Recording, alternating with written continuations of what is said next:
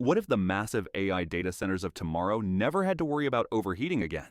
Imagine millions of AI chips running at full throttle 24/7 while staying ice cold to the touch. Sounds like science fiction, right?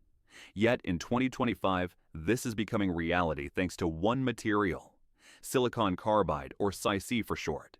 This isn't the same silicon your grandpa's computer used. This is the superhero upgrade, born to live in thermal hell and never break a sweat. Here's the number that's keeping tech CEOs up at night. AI data centers already consume about 3% of all electricity in the United States. That number is projected to grow tenfold by 2030. And right now, more than 40% of the power going into those buildings is wasted just on cooling.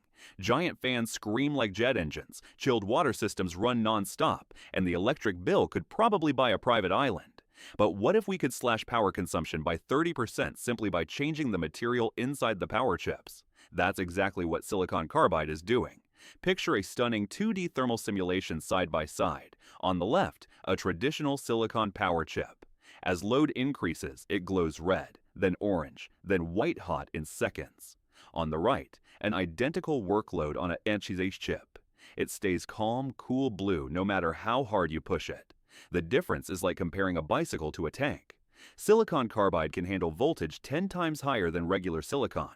It conducts heat 3 times better, and most importantly, it operates reliably at temperatures up to 200 degrees Celsius, while normal silicon starts dying around 125 to 150 degrees Celsius. What does that mean in the real world? You can drastically shrink or even eliminate complex cooling systems. No more forests of massive fans, no more miles of chilled water piping. You could literally run servers in the desert without air conditioning. Wolfspeed, the American leader in SiC, just opened the world's largest 200mm silicon carbide fab in New York. It's the size of 18 football fields and produces nothing but ultra-pure SiC wafers. They can't make them fast enough. Nvidia, Google, Microsoft, Amazon. Everyone is lining up for millions of SiC power modules for their next-generation AI servers. Think about this. A single SiC power chip the size of your thumb can switch more power than an old-school refrigerator-sized converter. It does so at 99.5% efficiency.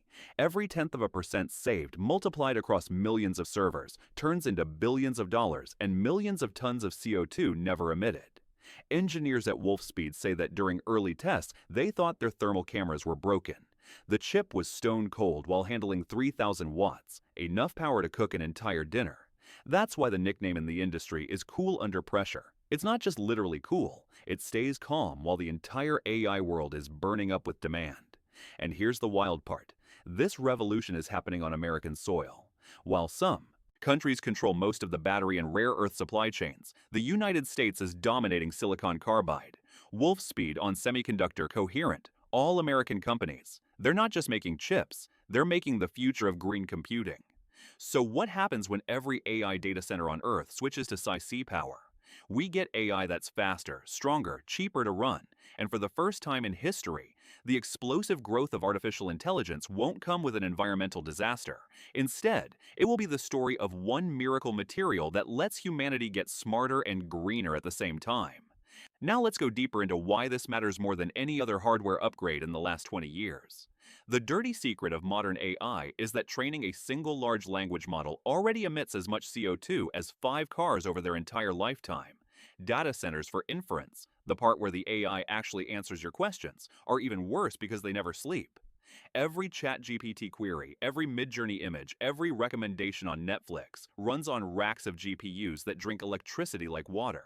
And the hottest part inside those racks isn't the GPU itself anymore. It's the power supply and voltage regulators that feed them. These unsung heroes convert wall power into the ultra-clean, ultra-low voltage the GPUs need.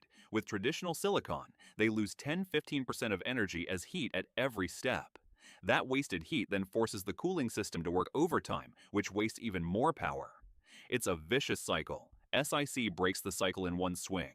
Because it switches 10 times faster and loses almost nothing to heat, the power stage becomes tiny.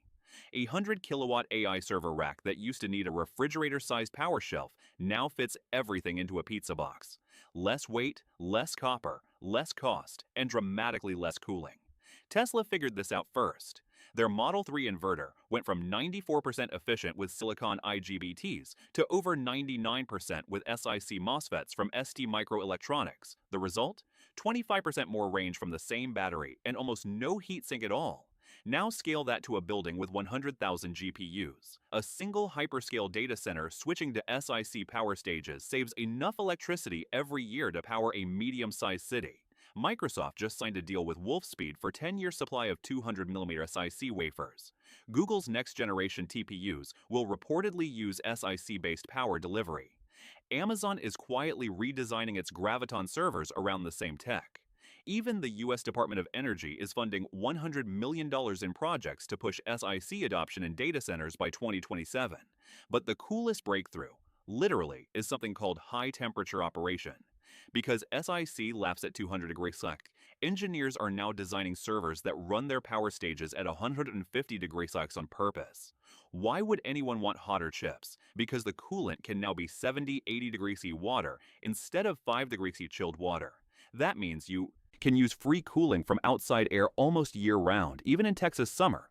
Or you can reuse the waste heat to warm office buildings in winter. Some Scandinavian data centers are already planning to pipe the warm water into district heating networks. AI stops being a climate villain and becomes a heating hero, and the performance keeps climbing. Higher temperature tolerance also means higher power density. Companies are packing twice as many GPUs into the same rack because there's no longer a thermal wall. More compute per square foot, fewer buildings, lower real estate cost, cheaper AI for everyone. By 2028, analysts expect the SiC power device market for data centers alone to hit $15 billion. That's bigger than the entire GPU market was just 5 years ago.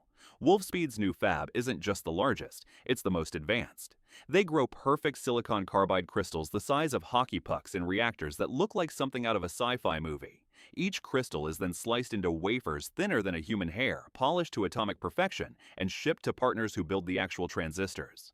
Every single wafer coming out today is already spoken for, some through contracts that run to 2032. Here's the mind-blowing surprise almost nobody is talking about yet. The same SiC revolution that cools AI data centers is about to hit your phone, your EV, and even your toaster. Once production scales, prices drop fast. In 2018, a 1200V SiC MOSFET cost $1,200. Today, it's under $200. By 2030, it will be under $20. At that point, every power supply on Earth becomes 99% efficient. The global impact: trillions of kilowatt hours saved, billions of tons of CO2 never released, and the AI explosion continues without cooking the planet. So yes, what if AI data centers run on SiC power chips that never overheat? They already are, and the world is about to get a lot cooler because of it.